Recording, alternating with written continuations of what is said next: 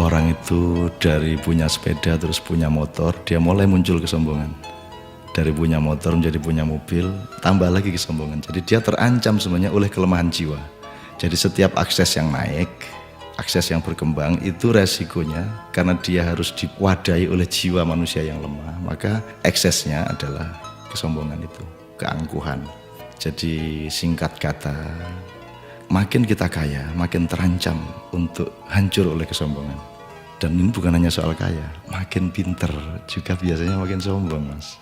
Jadi ada yang namanya kesombongan feodal, itu untuk orang-orang kaya. Ada kesombongan kuasa, itu orang tuh makin berkuasa, makin sombong, makin tidak tahu bagaimana berdiri sejajar dengan orang lain. Jadi kekuasaan menciptakan kesombongan, kekayaan menciptakan kesombongan. Dan saya ingin mengatakan poin yang sebenarnya bukan itu. Kepandaian juga sangat berbahaya untuk memunculkan kesombongan kita. Dalam bahasa populer kita sebut keangkuhan intelektual.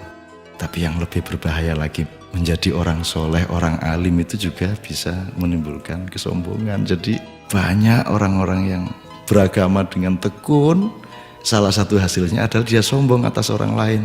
Diam-diam selalu merasa lebih hebat dari orang lain, lebih masuk surga daripada orang lain, lebih diterima Allah oleh orang lain.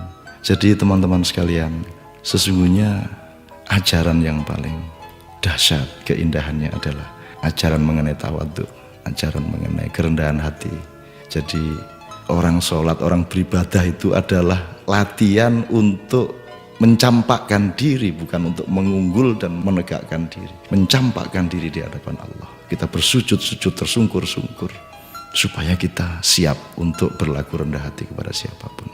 Karena sekarang ini betul-betul bukan hanya orang kaya, bukan hanya orang kuasa, bukan hanya orang pintar, tapi orang alim juga sombong. Itu namanya kesombongan, kesombongan orang alim. Jadi tidak lantas kita jangan jadi alim supaya tidak sombong, atau jangan tidak kaya supaya tidak sombong, tidak begitu. Tapi kayalah, tapi tidak usah sombong. Kuasalah, tapi rendah hati.